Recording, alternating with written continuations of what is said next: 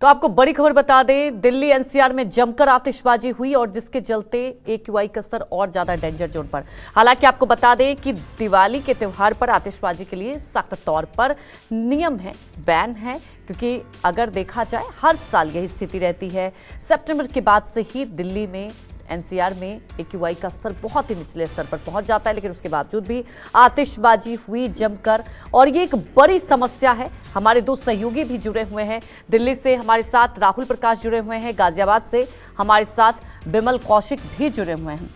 बिमल, सबसे बड़ी बात है कि कुछ लोग जो वॉक करने आते हैं, कहते हैं ना कि मॉर्निंग वॉक सबसे ज्यादा बेहतर होता है, हमेशा से हम सबने सुना है, डॉक्टर यही सलाह देते हैं। लेकिन दिल्ली एनसीआर वालों के लिए आप समझिए कैसे विडंबना है कि आप वॉक भी नहीं कर सकते, वॉक करके आप और ज्यादा बीमार हो जाएंगे। ये लगता है कि जिस तरह से दिल्ली एनसीआर जो स्तर पर जा रहा है, आप ये समझिए आने वाले बच्चों के लिए क्या भविष्य दिया जा रहा है।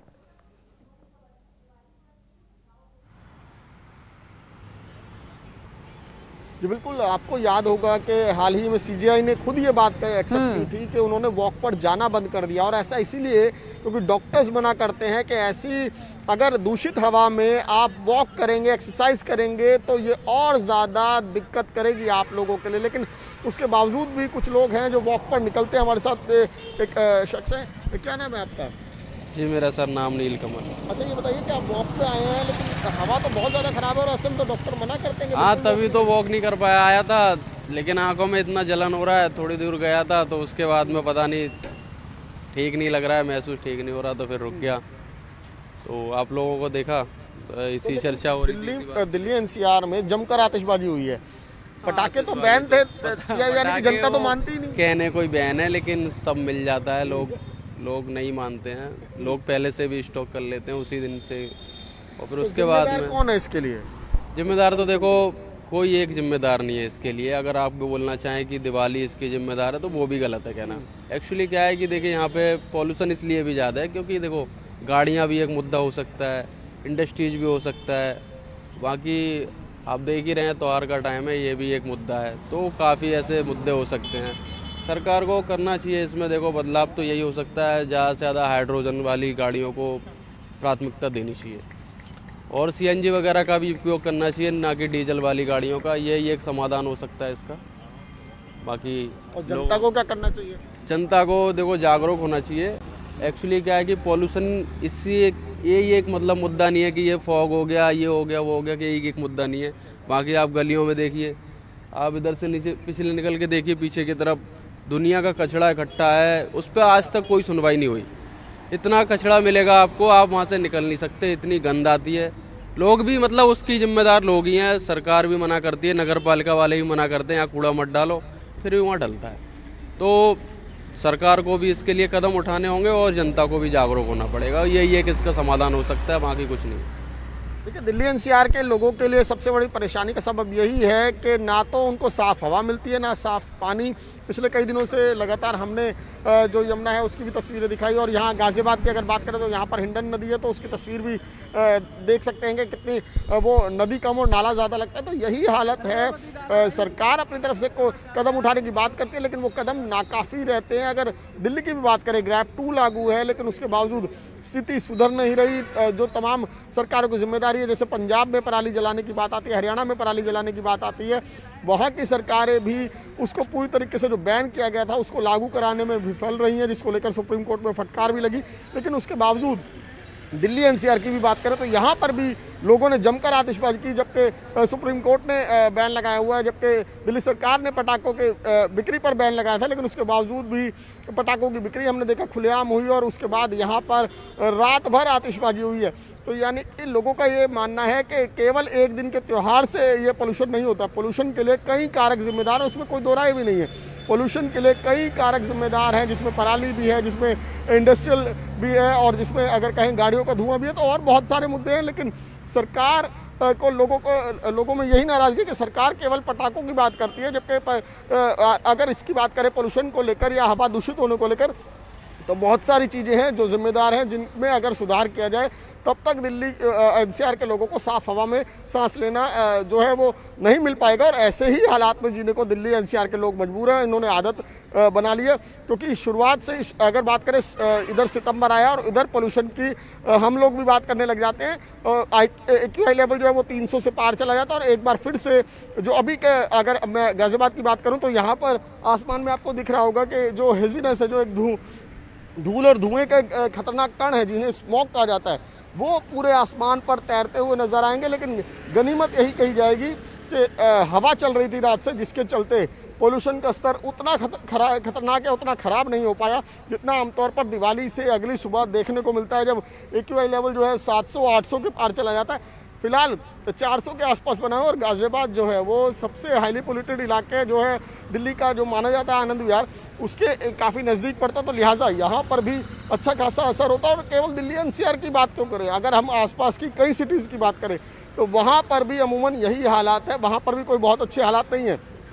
जैसे मेरठ, मुजफ्फरनगर की अगर उत्तर प्रदेश में बात की जाए, नोएडा की बात की जाए, ग्रेटर नोएडा की बात की जाए, तो वहाँ पर भी AQI लेवल जो है वो 300 के आसपास बना हुआ है। तो यानी कि आप अंदाज़ा लगा सकते हैं, जो हम ग्रीनरी की बात करते हैं, ग्रीन बेल्ट की बात करते हैं, इन इलाकों में, देहात के जो इलाके हैं, वहाँ पर भी कोई बहुत ज़्यादा AQI लेवल अच्छा नहीं है। 300 के आसपास भी बहुत ज़्यादा खतरनाक हालात होते हैं। लेकिन क्योंकि दिल्ली NCR या आसपास के लोगों की जो इस तरह की आदत है, और जो अगर बात करें दूर दराज के इलाके, वहाँ पर भी अब लोगों को अमूमन यही आदत हो गई, उन्होंने भी इसी हवा में सांस लेना स्वीकार कर लिया। जी बिल्कुल विमल, अभी आप दिखा रहे थे आसमान तो कहीं दूर तक दिखाई नहीं दे रहा था, लेकिन एक परत, एक धुंध जरूर दिखाई दे रहा था। विमल, आप हमारे साथ बने रहिए। राहुल, सबसे बड़ी बात यही है कि तभी ये चर्चा होती है जब प्रदूषण का स्तर बहुत ही ज्यादा डेंजर जोन में पहुंच जाता है। और आप लोग भी लगातार ग्राउंड रिपोर्टिंग करते हैं और आप देखते हैं उसके बाद ही सरकार भी अलर्ट होती है। लेकिन बड़ा सवाल ये है, प्रदूषण का जो स्तर पहुंच चुका है दिल्ली NCR में, गैस का चैम्बर, कई बार सुप्रीम कोर्ट की तरफ से सख्त टिप्पणी की गई है, लेकिन उसके बावजूद ठीक है, नियम बहुत सारे आते हैं लेकिन कोई भी इंप्लीमेंट, पटाखों की आप बात देख लें, पटाखे मिलते हैं, आप देखते हैं पराली को लेकर खूब सियासत होती है, लेकिन समाधान अब तक दिखाई नहीं दिया है। राहुल,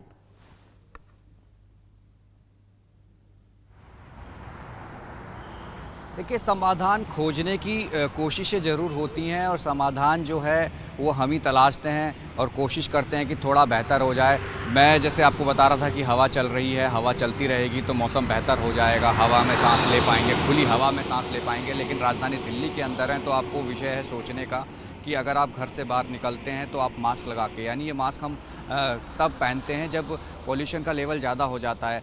हवा चल रही है, हवा से बेहतर हवा होगी, लेकिन अभी हवा बेहतर नहीं है। जो PM 2.5 है वो अपने एक चरम पर है, सीवियर है। और जिस दिल्ली की सराउंडिंग्स की हम बात कर रहे हैं, बॉर्डर स्टेट की बात कर रहे हैं, आनंद विहार की खासकर बात कर रहे हैं, जहां एक कहा जाए कि हब है, जहां बॉर्डर भी है, दिल्ली के बस अड्डा भी है, और कहा जाए कि सबसे ज़्यादा खतरनाक हवा का स्तर होता है, वहां आकलन आता है तो 700-800 के पार आता है। 452 अभी का स्तर चल रहा है जो सीवियर है।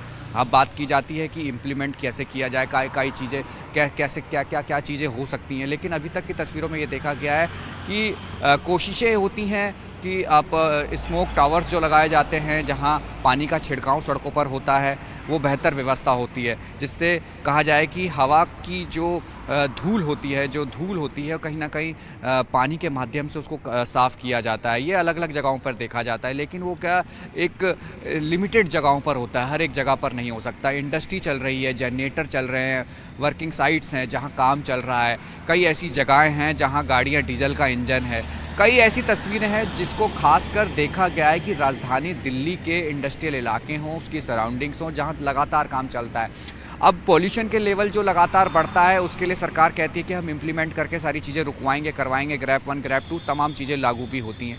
लेकिन उसके बावजूद पॉल्यूशन कम क्यों नहीं होता है? पॉल्यूशन का कारण क्या है? लगातार जो बढ़ रहा है, खासकर दिल्ली गैस चैम्बर क्यों बना रहता है? दिल्ली की सराउंडिंग्स के बाहर जाते हैं तो हवा साफ़ क्यों हो जाती है? तो ये एक विषय ज़रूर रहता है जहाँ राजनीति भी हम देखते हैं। लेकिन अभी फ़िलहाल ये कहा जा सकता है कि राजधानी दिल्ली में अगर बारिश हो जाती है तो सब बेहतर हो जाता है, मौसम बदल जाता है, तेज़ हवा चलेगी तो ये जो हवा का दबाव है ये कम हो जाएगा। जो PM 2.5 है, PM 10 है, ये हवा के साथ आगे निकल जाएगा, साफ़ हवा हो जाएगी। लेकिन अभी की जो ताज़ा तस्वीरें हैं जो 7 साढ़े 7 बजे से, यानी कहा जाए कि एक नया वो जो AQI दर्ज होता है जिसमें साफ तस्वीरें होती हैं, लेकिन 6 बजे का आकलन है उसमें भी 400 के पार कई ऐसी जगहें हैं जहां कहा जा सकता है सीवियर कंडीशन है। दिल्ली के अंदर RK पुरम, पूसा, ये वो जगहें हैं जहां कहा जाए कि ग्रीनरी ज़्यादा है, रिज जो एरिया होता है उसके सराउंडिंग्स है। तो यहाँ पर भी जो AQI है वो काफ़ी चरम पर है। द्वारका NSIT हो, यहाँ पर भी 400 के पार है। ये 400 के पार सीवियर है, लेकिन हवा अगर ना चले तो यही पोल्यूशन का लेवल, क्योंकि देर रात आतिशबाजी भी हुई है तो ये 700-800 भी हो सकता था। तो यकीनन आप ये समझिए कि अगर हवा चलती है, हवा का रुख तेज़ रहता है, तो ये जो PM 2.5 है, PM 10 है, ये और कम हो सकता है, यानी हवा बेहतर हो सकती है। बेहतर का मतलब ये कहा जा सकता है कि जो 400 है वो 200 के पार आए, यानी 200 के नज़दीक आए, तो उम्मीद की जा सकती है कि हवा चलती रहे और बेहतर हवा दिल्ली की हो जाए। क्योंकि दिल्ली वाले जो सांस ले रहे हैं, जिसकी हम बात कर रहे हैं कि कई तस्वीरें हमने देखी हैं कि बेहतर हवा नहीं है, घर से निकल नहीं सकता, एक बुजुर्ग इंसान, एक बच्चों के लिए कहीं ना कहीं तकलीफ़देह हो सकती है ये हवा। यही अब एक उम्मीद है कि हवा तेज़ चले तो चीज़ें बेहतर हो जाए, लेकिन तस्वीरें फ़िलहाल बेहतर नहीं दिख रही हैं। और कहा जाए कि अगर मैं आपको अपने पीछे की एक तस्वीर दिखाऊं, क्योंकि मैं कोशिश कर रहा था कि दिखाऊं, लेकिन फ़िलहाल थोड़ा सा बेहतर मुझे दिख रहा है।